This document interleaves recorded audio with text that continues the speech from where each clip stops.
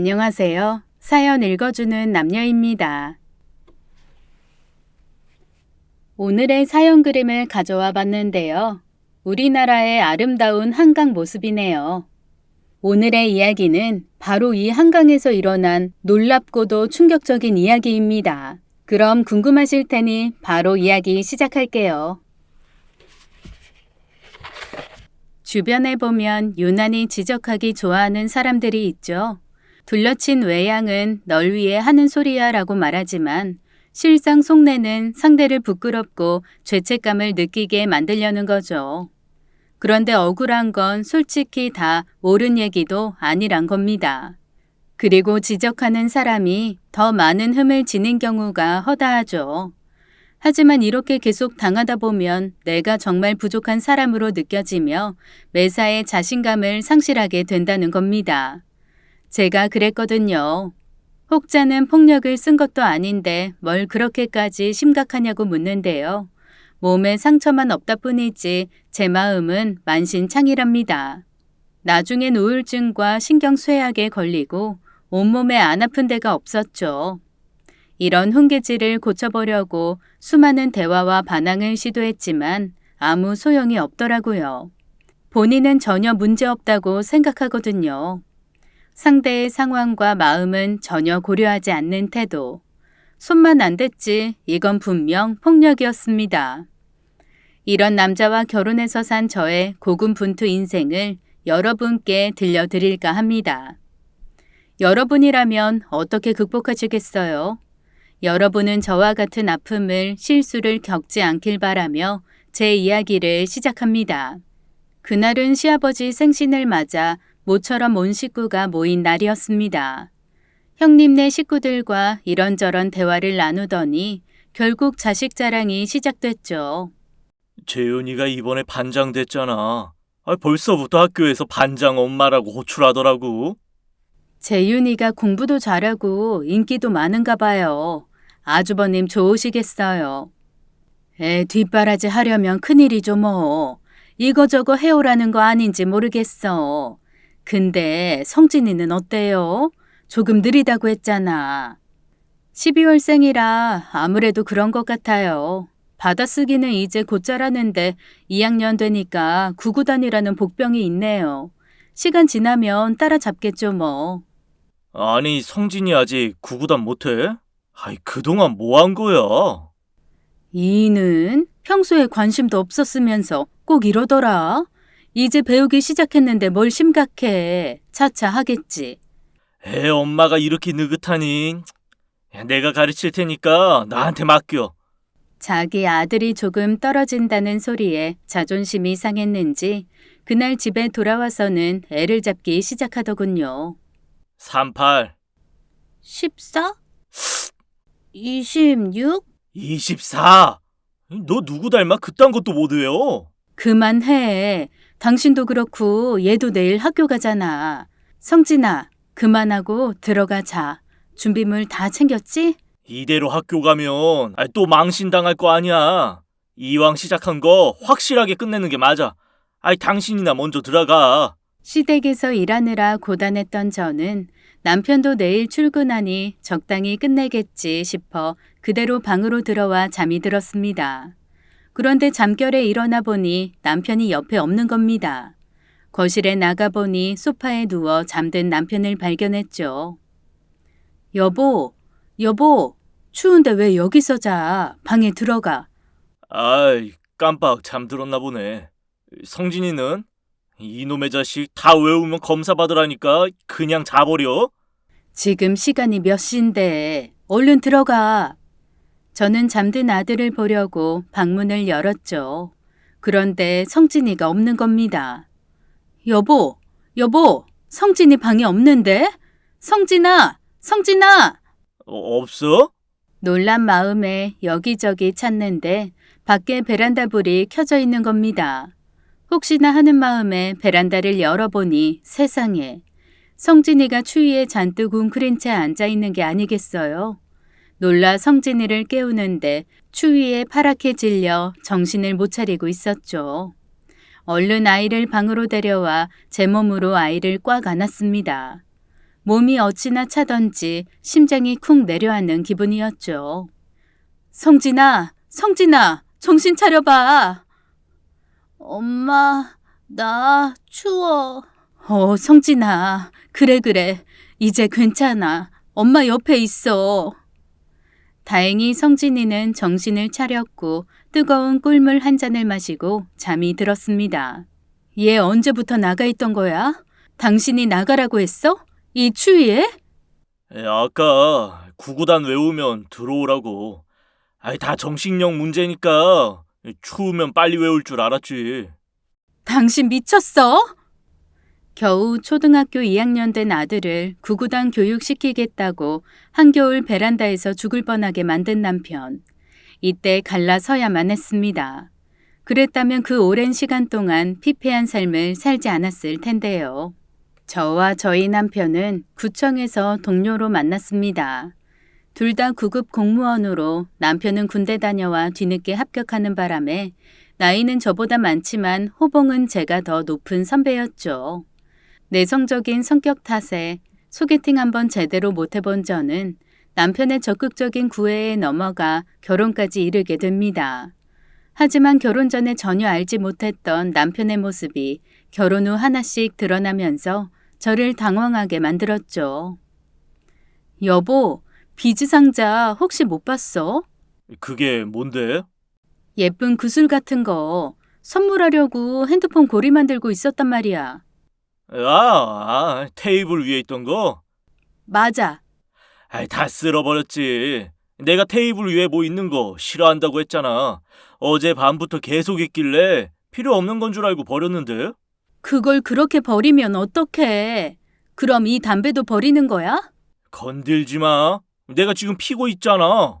4년제 대학을 졸업하고 고시 준비를 하다 결국 구급 공무원에 합격한 남편은 본인이 저보다 여러 면에서 우월하다고 생각했던 것 같습니다. 저는 어려운 가정 형편 탓에 일찍 취업하고자 상고에 들어갔고 졸업 후 구급에 합격한 거거든요. 연애할 때는 제가 선배다 보니 저를 공손하게 대해줬습니다. 식사할 때 숟가락도 놔주고 굳은 일은 자처해서 도와주곤 했죠. 그런데 결혼을 하자 사람이 싹 변하더군요. 사소한 일까지 참견하고 훈계하려 들었습니다.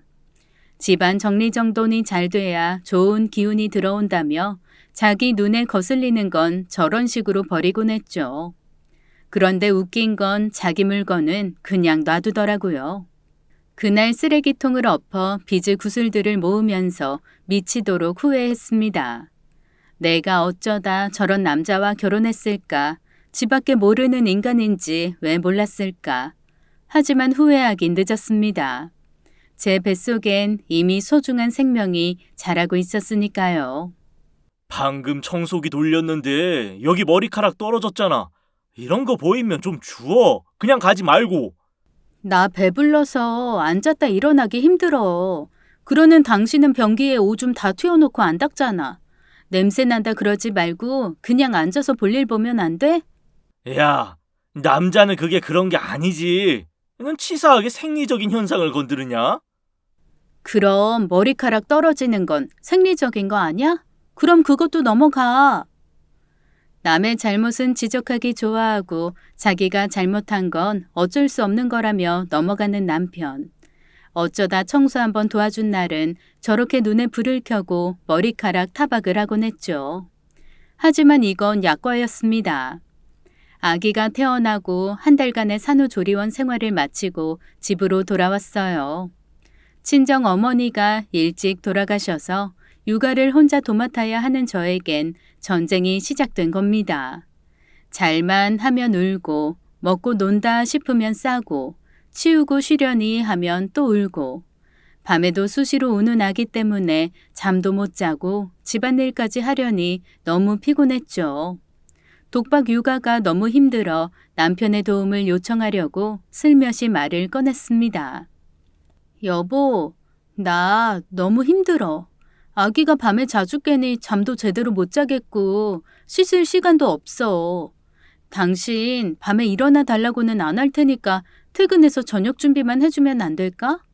나더러 요리하라고? 못하는 거 알잖아. 그럼 밖에서 간단히 먹을 거라도 사오던가. 그럼 저녁은 밖에서 먹고 들어올게. 그럼 내 저녁은? 나는 뭐 먹어? 그럼 어쩌라고. 나도 종일 일하고 들어오는데 자기가 맡은 건 스스로 책임져야지. 당신은 퇴근이라도 있지. 나는 낮에도 일하고 밤에도 못 잔다니까. 어디서 들었는데 밤에 안 자는 아기는 낮에 자서 그렇다더라. 낮에 애를 재우지 말고 놀아줘. 그래야 밤에 푹 자지.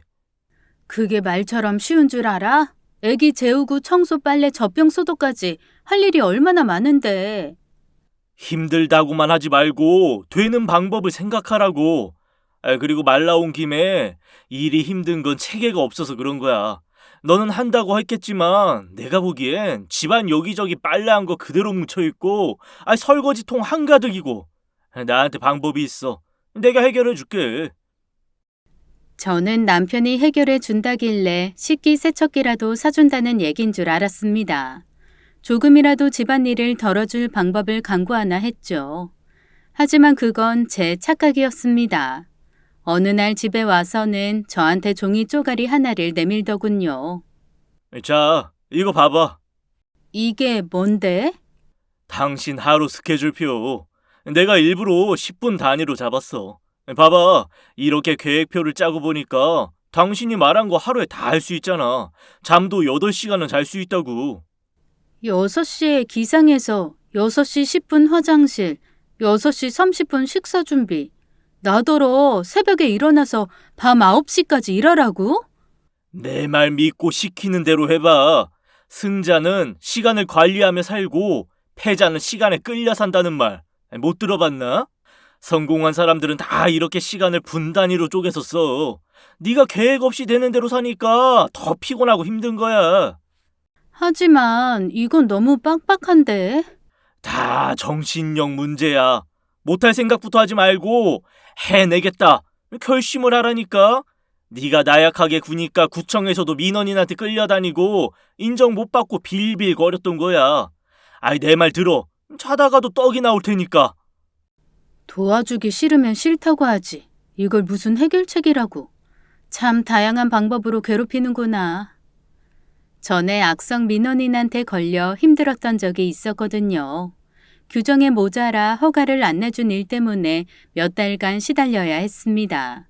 근데 제가 마음이 여려 민원인에게 강하게 대처하지 못한 게 정신력이랑 무슨 상관일까요? 굳이 아픈 기억을 들춘 남편이 얄밉기도 했고 저를 무시하는 것 같아 화가 난 저는 그대로 지키겠다고 약속해버렸습니다. 그렇게 이틀을 철저히 지켰어요.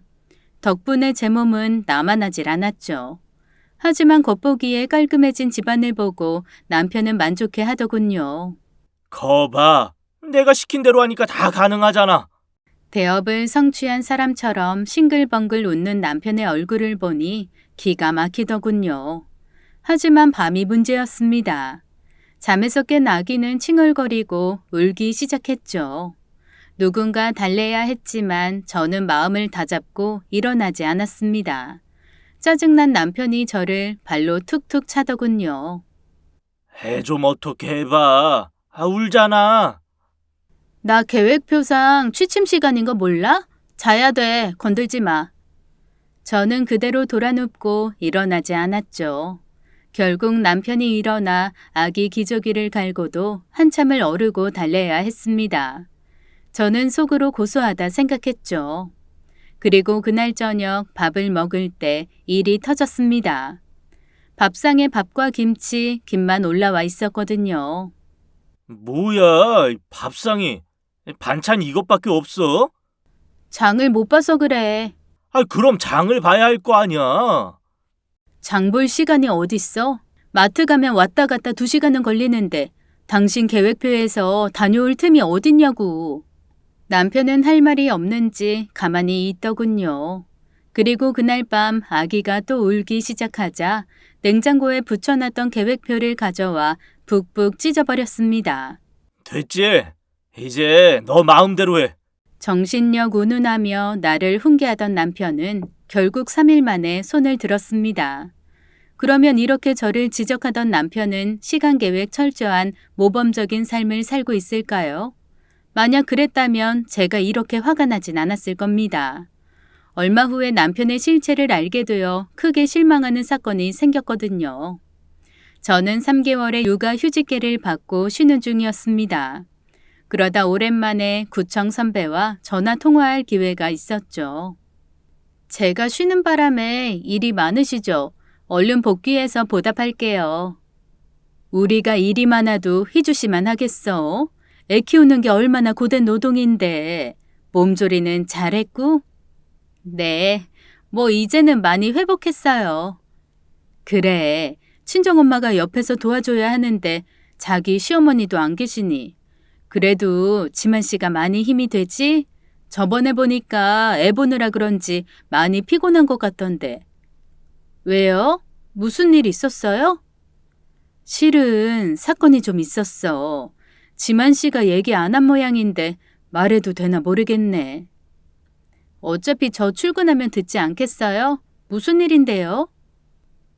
실은 지만 씨 외근 나갔다가 사우나에 있는 거 걸려서 직무 태만으로 주의받았어. 실은 중요한 보고가 있었는데 기한 넘겨서 위에서 엄청 깨졌거든. 그게 언젠데요? 지난주 수요일쯤이지 아마. 헤아려 보니 저와 계획표 때문에 신랑이 할 쯤이었습니다. 절 나약하고 계획 없는 사람으로 폄하하더니 본인은 업무도 못 마치고 근무 시간에 사우나라니 너무 기가 막혔습니다. 돌아온 남편에게 왜 징계를 받았냐고 물으니 도리어 저한테 화를 내더군요. 당신 때문에 그런 거잖아. 애 우는 걸 달래느라 내가 잠을 못 잤다고. 그래서 나간 김에 30분만 눈 붙이려고 했는데 재수없게 딱 걸려서리. 그게 왜 나 때문이야? 하루 못 자놓고. 난 요즘 매일 그러고 사는데. 그리고 다 정신력 문제라며. 또 마감 기한은 왜 놓친 건데? 내가 그 보고서 때문에 얼마나 골머리 썩었는데. 정리할 게 산더미였다고. 잠 좀 자고 머리 맑아지면 정리하려고 했는데 일 그렇게 시켜놓고 하루 정도 늦춘 게 뭐 대수라고. 과장은 쌩 난리를 치더만. 설마 승진에 문제 생기는 거 아니겠지? 워낙 지적질을 좋아하는 사람이라 스스로에게도 엄격한 줄 알았습니다. 그런데 자신의 잘못에는 온갖 변명을 갖다 붙이며 합리화를 시키더군요. 서류 제한 기한을 넘기는 대형 사고를 쳐놓고도 반성의 기색은 전혀 없었습니다. 이런 한심한 남자를 믿고 살아야 하나 잠시 고민했죠. 그래도 아이를 두고 남편과 이혼할 용기는 없었습니다. 육아 휴직 기간이 끝나고 저는 구청에 복귀했어요. 일에 욕심이 있던 저는 아기를 베이비시터를 모셔와 맡기기로 했죠. 하지만 제 월급과 나가는 비용을 따지면 오히려 마이너스였습니다. 제 남편은 몹시 탐탁치 않아 했죠. 너 월급 받는 거 고스란히 나가는데 이건 아니지 않냐? 그래도 어쩔 수 없잖아. 괜찮은 베이비시터 구하는 게 얼마나 힘든데. 당신 그만둬. 내 자식 남의 손에 크는 것도 싫고. 그럼 당신이 그만둬. 난 일하고 싶어. 그게 말이 돼? 자식은 엄마 손에 커야지. 애착 관계가 아이 정서에 얼마나 중요한데. 넌 그딴 것도 모르지? 나중에 성준이 삐뚤어지면 네가 책임질 거야? 또 어디서 들었는지 어려운 얘기를 꺼내며 저를 무시하더군요. 하지만 성준이 곁에 엄마가 없어 혹시라도 잘못되는 게 아닐까 하는 걱정은 저도 있었습니다. 남편이 저렇게까지 얘기하는데 제 고집대로 밀고 나갈 순 없었죠. 결국 일을 그만두고 전업주부의 길로 들어서게 됩니다. 몸은 고되었지만 아이가 하루가 다르게 자라는 모습을 지켜보는 건 제게 큰 기쁨이었습니다. 일을 그만둔 게 아쉽긴 했지만 그만한 가치가 있다는 생각이 들더군요. 하지만 육아는 회사 일보다 더 난해한 일이었습니다. 5개월이 넘어가며 이유식을 시작하는데 아기가 좀처럼 먹지 않는 거예요. 저는 아직 미숙한 엄마라 그런가 속상하기만 했죠. 성준아, 해봐. 맘마 먹어야지. 맘마, 아이고, 도로 뱉으면 어떡해. 얘가 입이 왜 이렇게 짧아? 밥 먹는데 정신이 하나도 없네. 그래도 당신은 먹기라도 하지. 나는 아직 입도 못 댔어. 계속 안 먹는 거야? 다른 집 애들은 잘만 먹던데. 성준이는 뭐가 마음에 안 드는지 자꾸 뱉기만 하네. 얘 나한테 주고 당신 밥이나 먹어. 내가 해결할게. 당신이 먹이게? TV에서 그러는데 애 억지로 먹이는 거 아니라더라. 안 먹겠다고 뗐으면 놔두래.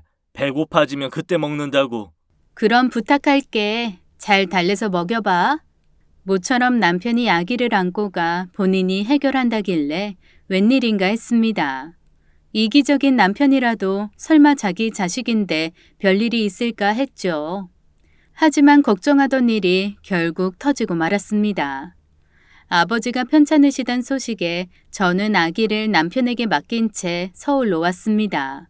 오빠네가 아버지를 모시고 있었는데 간병까지 새언니에게 맡기기엔 염치 없었기 때문이죠. 수술하고 회복하는 사흘간 병실에서 아버지를 돌봐드렸습니다. 그렇게 간병을 마치고 집에 돌아와 보니 한쪽에 치킨, 족발 상자가 쌓여 있고 집은 폭탄 맞은 듯 엉망이 되어 있더군요. 빨래라도 좀 걷어놓지. 다 눅눅해졌네. 야, 그럴 정신이 어딨어. 성진이 수시로 울어제끼는데. 이제야 내 심정 이해가 가려나? 어쨌든 수고했어, 당신. 당신 덕분에 아버지 잘 살펴드리고 왔어. 쌓인 설거지에 넘쳐나는 쓰레기를 보면 한숨이 나왔지만 그래도 남편이 있어 다행이다 싶었습니다. 그런데 평소 활달하던 성진이가 오늘따라 조용한 겁니다. 덕분에 방해 없이 정리를 끝마칠 수 있었지만 느낌이 별로 좋지 않았죠. 그러다 밤이 되면서 계속 칭얼거리며 울기 시작했습니다. 우리 성진이 왜 그러지? 몸이 뜨거운데? 성진이의 몸에서 열이 오르기 시작한 겁니다. 체온을 재보니 38.5도. 해열제를 먹여도 가라앉지 않더군요. 결국 39도를 찍는 것을 보고 남편을 이끌고 응급실로 달려갔습니다. 선생님, 우리 아기 열이 안 떨어져요. 일단 미지근한 수건으로 아기 몸을 닦아주시고요. 간단한 검사하고 결과 나오면 말씀드리겠습니다. 무슨 큰 병이라도 걸린 게 아닌가 참으로 초조했습니다. 원래 첫 아이가 처음 아플 때 하늘이 샛노래진다잖아요. 제가 딱 그랬습니다. 다행히 병원에서 준 해열제가 효과가 있어 체온도 내려가고 안정을 되찾았어요. 그런데 저희를 다시 찾은 의사가 이상한 얘기를 하는 겁니다. 성준이가 같은 계월수 아기보다 체중이 덜 나가는 거 아시죠? 네, 그렇지 않아도 이유식을 안 먹어서 고민이에요. 그럼 안 되는데. 보호자님, 성준이가 빈혈이 있네요. 아기도 빈혈이 있어요? 아기가 생후 6개월이 지나면 엄마 뱃속에서 받아온 칼슘 철분이 바닥나게 되거든요. 그래서 반드시 소고기와 채소가 들어간 이유식을 통해 칼슘과 철분을 보충해줘야 하는데 제대로 안 먹으면 성장도 더디고 혈액도 부족해지죠. 이게 악순환인 게 아기가 빈혈이 있으면 기운이 없어서 더 못 먹거든요. 그럴수록 입맛에 맞는 것으로 향을 변화시켜 가면서 잘 먹이도록 노력하셔야 할 거예요. 아기에게 너무 미안했습니다. 내가 잘 먹이지 못한 탓에 영양 부족으로 면역력이 약해져 아팠던 거니까요. 며칠 집을 비운 사이에 아픈지라 자책이 많이 되었습니다. 울다 지쳐 잠든 성준이를 누이고 이유식을 만들기 위해 냉장고를 열었어요. 그런데 제가 떠나기 전에 먹이라고 챙겨놨던 이유식이 그대로 있는 게 아니겠어요? 놀란 저는 이유식이 든 통들을 들고 누워 자고 있는 남편을 깨웠습니다. 여보, 왜 이유식들이 그대로 있어? 성준이 그동안 뭐 먹었던 거야? 그게... 내가 끼니마다 바꿔 먹이라고 몇 개를 만들어놨는데 이게 왜 그대로냐고. 당신 설마 굶긴 거야? 애들 안 먹는다고 뗐으면 그냥 굶기란 말을 들어서 배고프면 지가 찾아 먹는다고. 그런데 성진이가 계속 안 먹더라고. 음식 뱉는 습관 고치게 하려고 기다린 건데 저럴 줄 알았나? 당신이 해결하겠다는 게 그런 의미였어? 애 굶겨서 버릇 고쳐주겠다는 거였냐고. 나보고 무식하다며. 당신 바보야? 이제껏 엄마 젖 먹다가 처음 맛보던 음식인데 어색한 게 당연하지. 그렇다고 6개월 된 당신 아들을 굶겨? 애는 기운 없어 누워있는데 치킨 족발이 입에 넘어가디? 당신이 아빠야? 얼마나 소리를 지르고 화를 냈는지 남편이 움찔하더군요. 항상 이런 식이었습니다. 문제를 해결하겠다고 나서놓고 당사자는 고려하지 않은 채 극단적인 방법을 제시하곤 했죠. 정작 본인이 그런 일을 당하면 감당하지도 못하면서 타인에게는 그것도 못하냐는 식으로 강요하는 건 폭력이나 다름없었습니다. 처음에 얘기했던 구구단 사건도 이런 식으로 일어난 겁니다. 아들에게 구구단을 암기시킨다며 추위의 베란다로 내쫓는 게 말이 됩니까? 정말 본인은 추워서 음식 쓰레기조차 버리러 나가지도 않으면서 말이죠. 정말 이렇게 말도 안 되는 해결책을 제시하는 남자와 더는 살기 싫었습니다. 하지만 이혼녀가 되는 것도 두렵고 아이를 결손 가정으로 만드는 것도 미안했던 저는 그냥 참을 수밖에 없었죠. 하지만 당최 중간이 없는 이 남자의 성정은 저를 계속 괴롭혔습니다. 성준이가 자라 중학생이 되면서 학원비 지출이 늘었어요. 남편의 월급도 올랐지만 솔직히 외벌이 공무원 월급으로 감당하기엔 무리가 있었죠. 아파트 대출금 갚으랴 시골에 계신 시아버지 용돈까지 챙겨야 했으니 빠듯한 살림이었습니다. 남편이 통장 관리를 하고 있었기에 저는 조심스럽게 얘기를 꺼냈죠. 여보, 성준이 지금 영어학원 하나만 보내고 있는데 수학도 해야 할 것 같아. 당신도 알지만 수학은 다들 선행학습 하잖아. 우리 성준이만 안 가면 떨어진다고. 그럴 돈은 있어? 그러니까 당신이랑 의논하잖아. 대출금, 적금은 고정이니까 나머지 금액에서 줄일 수 있는 게 있나 해서. 아버님 용돈 계속 드려야 해? 형님네야 아버님 유산 받지만 당신은 그런 것도 없고 가끔씩 챙겨드리면 어떨까 해서. 나한테 방법이 있어. 무슨 방법? 어쨌든 당신은 성준이 학원에 보내고 싶은 거잖아. 걱정 마. 내가 해결할게. 남편이 해결한다는 말에 섬뜩하더군요. 중간에 없는 사람이라 얼마나 엉뚱한 방법으로 사람을 괴롭힐까 의심했는데 역시 나였습니다. 퇴근하고 오더니 저에게 통장과 카드 하나를 내밀더군요. 자, 나한테 신용카드 반납하고 이 체크카드 가져가. 그리고 이건 가계부. 나한테 가계부까지 쓰라고? 내가 매달 통장에 20만 원씩 넣어 놓을 거야. 당신 쓴 돈 가계부에 적어 놓으면 내가 매달 말일 점검할게. 성진이 학원비는 내가 따로 낼 테니까 걱정 말고. 아니, 가계부는 그렇다 치고 이 돈으로 우리 세 식구 먹고 입고 성준이 용돈까지 해결하란 얘기야? 그게 가능해? 장이야 재래시장 가서 보면 되고 간식이나 주전버리는 안 먹으면 되고 성진이 교복 입으니 옷 살 일도 없고 뭐가 문제야? 성준이 참고서랑 준비물은? 그리고 학원 끝나면 배고플 텐데 간식 먹을 용돈도 안 줘? 참고서는 중고 책방 가면 되고 배고프면 집에 와서 먹으면 되잖아. 정 마음 쓰이면 그 돈에서 당신이 알아서 줘. 그리고 안 해봐서 그렇지 시도해보면 할만할 거야. 돈이라는 게 쓰다 보면 쓸데없이 나가는 경우가 많다고. 이 체크카드가 불필요한 소비를 줄일 수 있다잖아. 당신 말대로 돈 모아야지. 내년에 성준이 고등학교 들어가면 학원비가 배로 들 텐데 그때 대비해야 할 거 아니야. 남편이 너무 치사해서 더 이상 말하지 않았습니다. 어차피 반박해봤자 정신력 문제라고 해보지도 않고 왜 포기하냐며 비아냥댔을 테니까요. 통장 관리는 남편이 하고 저는 살림만 했기에 따로 모아둔 비상금도 없어서 저는 무척 난감했습니다. 내가 그때 일을 그만두는 게 아니었는데 이날 뼈저리게 후회했죠. 성준이 엄마, 성준이는 고등학교 어디 간다 그래요? 우리 재민이는 특목고 가겠다고 하던데 시간 있으면 차나 한잔 해요. 죄송해요. 저희 집에 시아버님이 와 계셔서 차는 다음에 제가 살게요. 커피값 3,000원이 아까워 거짓말을 할 수밖에 없었습니다. 성준이를 위해 귀한 정보를 들을 수 있는 기회였는데도 말이죠. 양말과 속옷은 꿰매 입고 다 떨어진 화장품도 살 수 없어서 약국에서 1,000원짜리 글리세린을 구입해 만들어 사용했습니다. 저의 이런 궁상맞은 모습을 어느 날 아들이 보고 말았죠. 엄마, 이게 뭐야? 엄마가 만든 화장품. 너도 한번 발라볼래? 됐어. 나 학원비 때문에 우리 집 돈 없는 거지. 그런 거 아니야.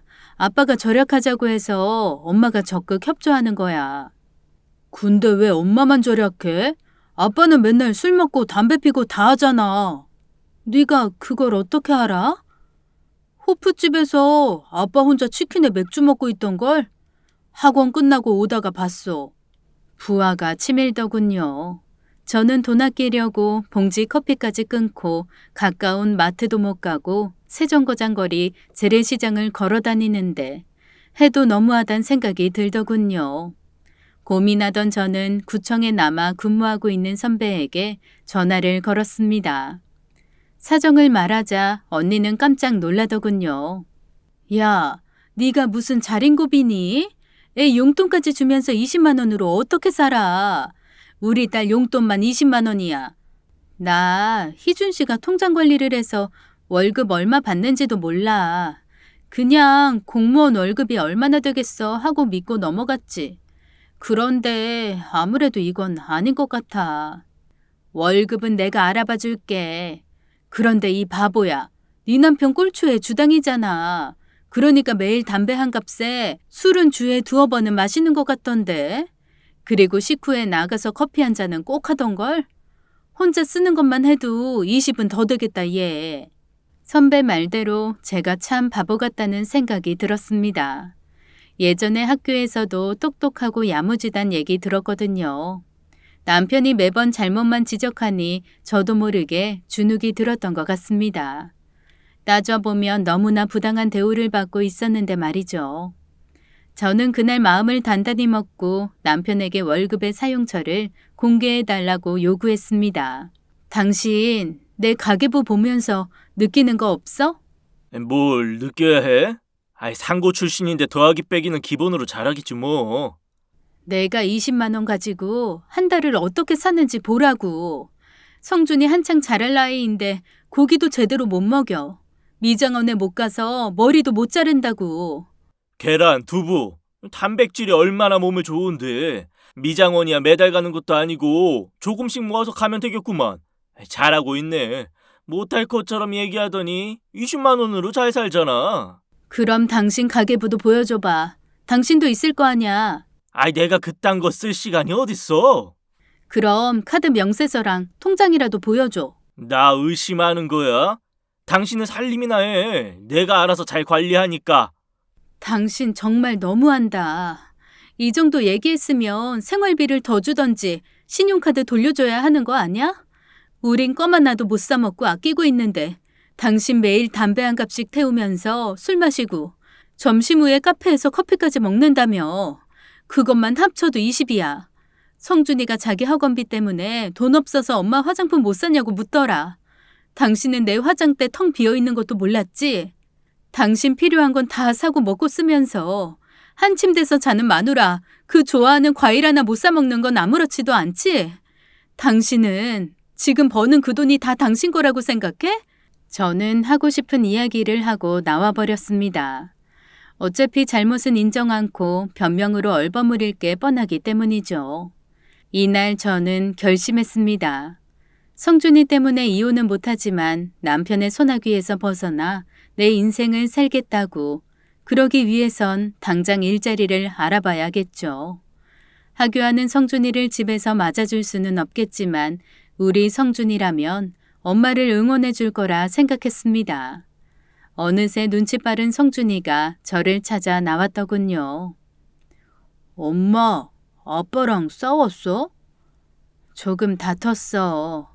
너도 알지만 아빠랑 의견이 너무 안 맞아. 그래서 엄마가 많이 속상해. 나는 엄마 이해해. 내가 있으니까 너무 속상해하지 마. 그럼 엄마는 성준이만 있으면 다 괜찮아. 한창 자기 주장 강할 중학생밖에 안 된 녀석이 지 아빠보다 어른스런 소리라니 제 마음이 짠했습니다. 남편과 화목하지 못해 성준이가 일찍 철이 든 게 아닌가 했어요. 성준이 덕에 마음을 가라앉히고 집으로 들어갈 수 있었습니다. 그런데 며칠 후 저에게 청천벽력 같은 사건이 터지고 말았어요. 성준이가 체력을 단련한다며 얼마 전부터 새벽마다 운동하러 나가기 시작했습니다. 저는 너무 이른 새벽이라 만류했지만 남편은 성공하는 사람들은 다 새벽에 일어난다며 적극 찬성했죠. 정작 본인은 늦잠 자다 간신히 출근하면서 말이죠. 그 정도는 정신력 문제라며 하도 당연하게 얘기를 하길래 저도 큰 걱정할 필요가 없다고 생각했습니다. 그런데 그렇게 새벽 운동을 매일 다녀오던 녀석이 그날 아침엔 유난히 늦는 겁니다. 얼른 와서 씻고 학교 가야 할 텐데 점점 걱정이 되기 시작했죠. 그때 한 통의 전화가 걸려왔습니다. 거기 박선준 군 댁이죠? 여기 병원입니다. 성준 군이 새벽 신문 배달하다 차와 부딪혔어요. 지금 와보셔야겠습니다. 제가 무슨 정신으로 병원까지 갔는지 피범벅이 된 성준이를 보고 정신을 잠깐 잃은 것도 같아요. 그렇게 성준이를 수술실로 들여보내놓고 얼마나 울었는지 모릅니다. 다행히 수술은 무사히 끝났어요. 팔과 갈비뼈가 부러져 장기까지 손상된 아찔한 사고였지만 회복하면 정상 생활로 돌아갈 수 있다는 얘기에 저는 죽다 살아난 기분이었죠. 성준이가 의식을 회복하고 일반 병실로 옮기면서 비로소 새 식구가 만나 대화할 수 있었습니다. 엄마, 아빠, 죄송해요. 너 임마 죽을 뻔했어. 운동하러 나간 게 아니라며. 근데 왜 거짓말을 했어? 이제 막 회복한 애한테 다그치지 마. 그래도 아닌 건 지적하고 넘어가야지. 바늘 도둑이 소도둑 된다고. 결국 거짓말하다 대형 사고를 친 거 아니야? 제발 그만. 성준이 얘기 먼저 들어보자고. 왜 맨날 사정도 안 들어보고 혼부터 내? 사정은 무슨 사정? 제가 얘기할게요. 거짓말한 건 잘못했어요. 근데 제가 신문 배달한다고 하면 엄마가 허락 안 했을 거잖아. 당연하지. 근데 신문 배달은 왜 한 건데? 혹시 학교에서 못된 애들한테 돈 뜯기는 거 아니야? 그럼 엄마한테 말했어야지. 그런 거 아니야. 그럼 어서 말해봐. 다 괜찮아. 응? 실은 저거 엄마 생일 선물로 사주려고 백화점 가서 물어보니까 꽤 비싸서 내 용돈으론 부족하잖아. 성준이가 가리키는 손끝에는 TV 속 환하게 웃고 있는 유명 연예인이 있었습니다. 손에 화장품을 들고 말이죠. 빛을 머금은 듯 윤기 있는 피부, 빛이 되는 여자. 우리 성준이가 엄마한테 저걸 사주고 싶었던 거죠. 아들을 향한 미안함과 고마움에 눈물이 쏟아지더군요. 그 새벽에 잠을 물리치고 일어나 저를 위해 신문 배달을 했을 성준이를 생각하니 명치 끝이 아려웠습니다. 못난 부모 때문에. 저는 성준이를 위해서라도 힘을 내야 했습니다. 이후에 남편은 찔리는 바가 있었는지 생활비를 40만 원으로 늘려주더군요. 하지만 여전히 체크카드를 고수하는 걸 보면 경제권을 넘겨주지 않을 심산이 분명했습니다. 저는 차라리 잘 됐다고 생각했죠. 저도 제가 번 것을 공유하지 않을 생각이니까요. 여기저기 알아본 끝에 세무사 사무실에 취직할 수 있었습니다. 상고 1등급 졸업에 9급 공무원 합격 실력이면 크게 빠지지 않는 경력이었죠. 특히 숫자 다루는 건 제 전문이거든요. 제 능력을 발휘하여 수입이 생기니 떨어졌던 자존감이 많이 회복되었습니다. 이제 남편의 말 같지 않은 잔소리쯤은 귓등으로 넘길 수 있는 내공이 생겼죠. 여보, 나 눈밑이 부들부들 떨리는 거 안 보여? 아무래도 영양이 부족해서 그런 것 같아. 인터넷 찾아보니 단백질, 탄수화물, 지방 말고도 칼슘, 마그네슘, 비타민 같은 미량 영양소들을 잘 챙겨 먹으라고 하네. 아니, 내가 식단 뽑아왔으니까 이대로 차려줘. 영양 부족 같은 소리하고 있네. 좋은 건 지 혼자 다 사다 먹으면서. 남편이 준 식단을 보니 칠첩반상쯤 되더군요. 일하는 아내에게 매끼 칠첩반상을 차려내라니 여전히 정신 못 차린 인간이죠. 안 해주면 잔소리할 게 뻔하기에 저는 꾀를 내었습니다. 생활비 통장에서 일주일치 식비로 종합 비타민제를 구입한 거죠. 그리고는 저녁 식탁에 밥과 계란 프라이, 비타민제를 두었습니다. 이게 뭐야? 내가 지금 영양이 부족해서 식단표까지 뽑아줬는데 반찬이 이게 다야? 그래서 당신 주려고 샀잖아. 여기 당신이 필요한 미량 영양소 몽땅 들어있어. 일주일 식비 다 써서 반찬은 없지만 이렇게 먹으면 영양이 부족하진 않을 거야. 이제 저는 남편에게 휘둘리던 예전의 제가 아니었습니다. 남편도 몇 마디 하다가 제가 들은 척도 안 하니 이제는 본인도 지치는지 제풀에 그만두더군요. 그런데 문제는 제가 아닌 아들 성준이었습니다. 여전히 아버지의 권위를 내세우며 성준이를 훈계하며 스트레스를 주려 했죠. 평소 공부도 스스로 하고 품행도 발라 선생님이나 친구들 사이에서 모범생이었던 성준이는 딱히 지적할 만한 게 없었습니다. 그런데 대학 입시에 실패하면서 이때를 기다렸다는 듯 남편의 잔소리가 시작된 거죠. 에휴, 내가 이럴 줄 알았다. 내가 너 자는 시간 너무 길다고 했지. 고3이 맨날 7시간씩 쳐자니까 대학에 떨어지지. 그게 왜 잠 탓이야. 올해 운이 없었어. 내년에 다시 도전하면 돼. 돈이 남아 돌아? 무슨 재수를 해?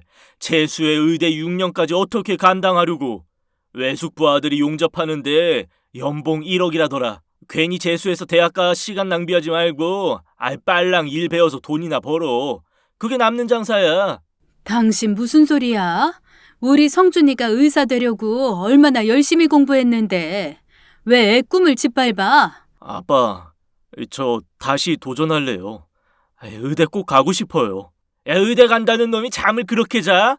사당사락이란 소리 못 들었어? 나 때는 다 그렇게 공부했어. 야, 눈 감길까봐 성냥개비 세워놓고 책상에 허리 묶어놓고 앉아 밤새 공부했다고. 아빠, 밤새면 성적 더 안 나와요. 수면하는 동안 뇌에서 기억을 정리하거든요. 그래서 요즘은 충분히 자야 학습 능력이 좋아진다는 게 정설이고요. 누가 그래? 많이 뛰는 놈이 멀리 가고 오래 파는 놈이 깊게 파는 게 맞지. 야, 옛말 그런 거 하나 없다고. 그래서 아빠는 그 방식으로 성공하셨어요? 뭐? 너 지금 뭐라고 했어? 아빠가 주장하는 방식, 밤새 잠 안 자고 공부했어도 결국 고시 실패하셨잖아요. 왜 아빠는 아빠도 못하는 걸 자꾸 저한테 강요하세요? 뭐야? 이게 다 컸다 이거야? 이게 어디서 말대꾸야? 말대꾸가 아니라 사실이에요. 저는 제가 할 수 없는 거 다른 사람한테 강요 안 해요. 대신 제가 가능하니까 말씀드리는 거예요. 저 재수해서 꼭 의대에 합격할 겁니다. 아무리 아버지라지만 불합격 소식에 의기소침해 있을 자식에게 이럴 줄 알았다라니요. 남들만큼 뒷바라지 못해줘서 성준이에게 미안한 마음뿐이었는데 부모 지원이 부족했던 건 생각도 안 하고 아들의 잠탐만 지적하는 남편이라니. 성준이의 구구절절 맞는 말에 조금은 양심이 찔렸을까 기대했지만 역시나 사람은 변하지 않더군요. 실은 성준이의 재수를 반대했던 이유가 있던 겁니다. 당신 성준이 등록금으로 모아둔 돈 있지? 일단 그거 먼저 줘. 성준이 학원 등록해야 돼. 학원 꼭 가야 해? 집에서 공부해도 되잖아. 남의 집 얘기야? 당신 아들 일이야. 그동안 가계부 쓰고 허리띠 졸라맨 게 다 누구 때문인데. 성준이 뒷바라지 하려면 아끼라 해서 그 고생을 했는데 그 돈 다 어딨냐고. 그게... 나 속인 거야? 당신 그 돈으로 딴 살림 차렸어? 아니야. 친구 한 놈이 좋은 호재가 있다고 해서 거기에 투자했는데 작전이었더라고. 재수없게 거기 걸려서 그놈이나 꼬시지만 않았어도 내가 지금 이러고 있지 않을 텐데. 그래서 다 날렸어? 아이, 조금 남았어. 이런 인간이 남편이고 애비라니. 경제관념 없다고 가계부 검사하며 겁박하던 양반이 본인은 그 많은 돈을 잃어버리고 뻔뻔하게 있던 겁니다. 게다가 그걸 감추려고 아들의 재수마저 막으려고 했던 거고요. 뼛속까지 이기적인 인간인 건 알았지만 아비된 자로서 자식의 앞길을 막으려 하다니요.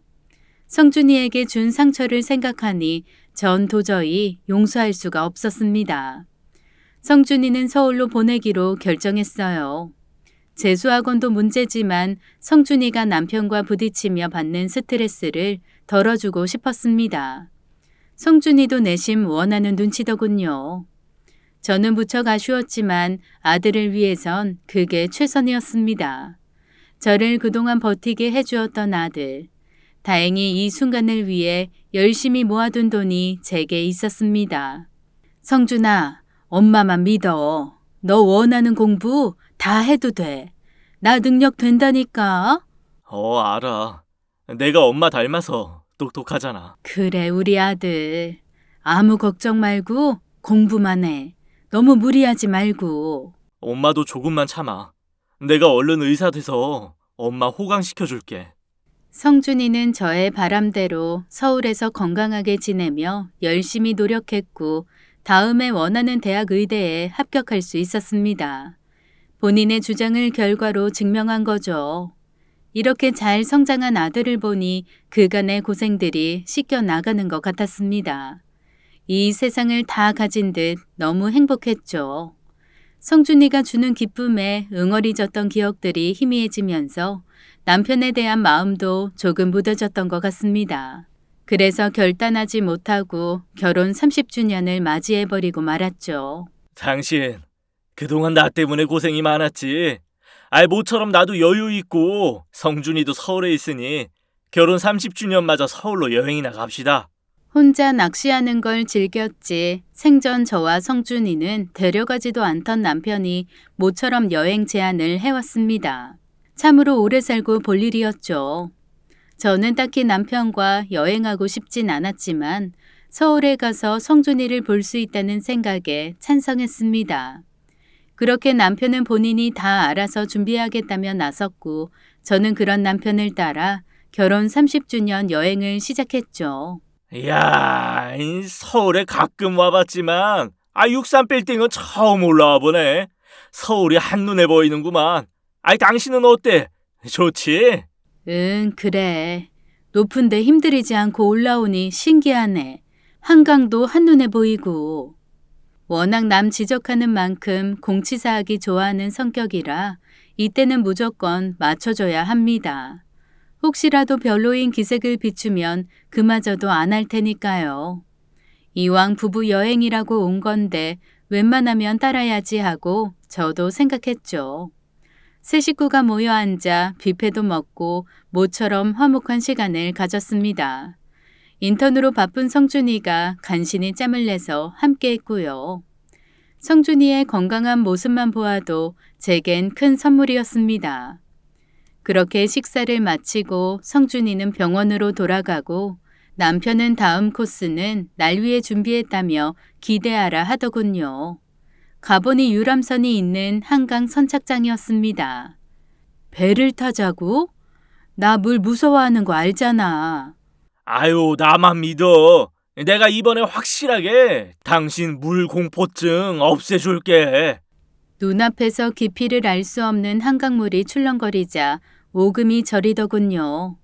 실은 제가 어렸을 때 가족과 함께 물놀이를 갔다가 계곡물에 빠진 적이 있거든요. 발을 헛디디어 물에 빠진 채 물살에 휩쓸려 깊은 곳까지 떠내려간 적이 있었습니다. 그때 아빠가 뛰어들어 구해주지 않았다면 저는 이 세상 사람이 아니었겠죠. 저는 그 이후로 물놀이는커녕 물가 근처도 가지 않았습니다. 이런 저희 사정을 남편이 들어 알고 있을 텐데도 기어이 한강에 데려오다니 잠시 기대했던 제가 잘못이었습니다. 그냥 이 근처 구경만 하면 안 될까? 한강 봤으면 됐지. 뭐하러 배까지 타? 아이, 서울 왔는데 유람선은 타야지. 이 사람 물을 이렇게 무서워해서 앞으로 여행은 어떻게 다녀? 야, 안 되겠다. 내가 오늘 당신 트라우마 확실히 고쳐줄게. 뭐 어떡하려고. 모든 공포는 직접 마주하고 극복하면 돼. 야, 눈 딱 감고 한 번만 참아봐. 남편은 번쩍 저를 들어안더니 선착장 강변으로 가기 시작했습니다. 저는 남편이 저를 아는 채 유람선에 타려니 했죠. 그랬는데 저를 그대로 한강에 던져버리는 게 아니겠어요? 한강물에 빠진 저는 너무 놀라 허우적거렸습니다. 수영을 못하기도 하지만 발이 바닥에 닿지 않으니 공포가 몰려오더군요. 파랗게 질려 팔을 휘저었지만 선착장에 서 있던 남편은 정신력 문제라고 생각하는지 팔짱을 끼고 구할 생각도 않더군요. 그렇게 버둥거리던 저는 점점 물속으로 가라앉았고 정신을 잃고 말았습니다. 야, 아줌마. 아줌마 정신 좀 들어요? 눈을 뜨자마자 구역질이 올라오더니 먹은 것을 다 개워냈습니다. 어느새 달려온 119 대원이 등을 쓰다듬어주며 괜찮냐고 묻더군요. 그제야 정신이 들어 주변을 보니 사람들이 모여 저를 걱정스레 보고 있었습니다. 살았네, 살았어. 저분아님 큰일 날 뻔했네. 아유, 다행이다. 자네 사람 하나 살렸어. 저 구해주신 분이세요? 네. 근데 제가 조금만 늦었어도 아줌마 죽었어요. 여기 물이 깊은데 조심 좀 하시지. 아줌마가 빠진 게 아니에요. 저 아저씨가 한강에 던졌잖아. 맞아. 나도 봤어. 물에 던져놓고 멀거니 보고만 있던데. 대체 무슨 사이요? 당신이 스스로 극복하라고. 트라우마 없애려면 부딪히는 게 최고라고 해서 그런 건데. 이렇게 깊을 줄은 나도 몰랐어. 야! 너 미쳤어? 나 수영 못한다고 했잖아. 물 무서워서 물가 근처도 못 가는 사람 빠뜨려 놓고. 뭐? 트라우마 극복? 네가 그러고도 남편이야? 남편이에요? 헐, 말도 안 돼. 아니요, 더 이상 아니에요. 너 내가 살인미수로 고소하고 이혼할 거야. 여기 당장 경찰 좀 불러주세요. 여보. 경찰이라니. 내가 잘못했어. 어? 다 당신 위해서 그런 거라니까. 그게 빈다고 될 일이에요. 사람이 죽다 살았는데. 형씨, 그렇게 위하면 물에 뛰어들지 그랬소. 설마 부인인 줄 상상도 못했네. 여기 우리들이 다 증인 서줄 테니까 아줌마, 저런 인간이랑은 하루라도 빨리 헤어지쇼. 저 인간이 남편이란 말에 사람들이 더 놀라고 흥분하는 것 같았습니다. 어떻게 저런 사람이랑 살았냐며 경찰 조사에 필요하면 불러달라고 연락처를 남겨주기도 했죠. 옆에서 남편은 잘못했다고 애원했지만 저는 끝까지 들어주지 않았습니다. 그대로 경찰이 도착하자 함께 경찰서로 향했죠. 남편은 끝까지 억울하다며 일부러 그런 게 아니라며 호소했지만 저의 주장은 강경했습니다. 수영 못하는 사람을 물에 빠뜨려 놓고 죽을 줄 몰랐다는 변명은 말이 안 되니까요. 그렇게 남편은 구속되어 구치소에 수감되었습니다. 30년 참고 산 결과가 결국 이거구나. 우리 그만 헤어지자. 당신, 어떻게 나한테 이래? 내가 당신이랑 여행 가려고 얼마나 오래 계획한 건데. 나한테 한 번이라도 물어본 적 있어? 내 생각, 내 의견 헤아려 본 적 있냐고. 상대 마음은 생각도 않고 뭐든 당신 뜻대로 강요하고 안 되면 비난하고 화를 냈지. 당신은 이번 한 번만 실수한 거라고 생각하겠지만 평생 난 당신의 잔소리와 말도 안 되는 요구 때문에 숨이 깔딱거린 게 한두 번이 아니야. 우리 성준이도 당신의 그 이상한 고집 때문에 죽을 고비 여러 번 넘겼고. 성준이도 알아? 당신 이러는 거. 장가도 가야 하는데 이혼이라니. 성준이 갖고 협박할 생각 마. 이미 서울 가면서 나한테 왜 아빠랑 사냐고 이혼하라고 했던 애야. 자기가 엄마 지키겠다고. 아이, 내가 잘못 살았나 보네. 남편과 저는 그렇게 이혼했습니다. 하지만 남편은 끝까지 죄를 뉘우치는 것 같진 않더군요. 끝까지 법정에서도 단순한 물놀이였다고, 아내의 물 공포증을 해결해주기 위한 불가피한 방법이었다고 항변했죠. 하지만 그의 변명은 통하지 않았습니다. 물을 무서워하는 저를 다른 곳도 아닌 한강에 빠뜨린 건 아무리 생각해도 상식 밖의 일이었으니까요. 결국 남편은 법정에서 특수상해죄로 징역 2년을 선고받게 됩니다. 남편의 극단적인 해결 방법은 결국 이런 대참사를 부르게 되었어요. 그는 해하려고 그런 게 아니라 주장하지만 그의 의도가 어땠건 그로 인해 저와 아들은 긴 시간 고통 속에 살아야 했습니다. 배려 없는 훈계와 강요는 폭력임을 알아야 합니다. 저는 지금 서울에 올라와 아들과 함께 살고 있어요. 서울은 일자리가 더 많아 다른 세무사 사무실에 쉽게 취직할 수 있었죠.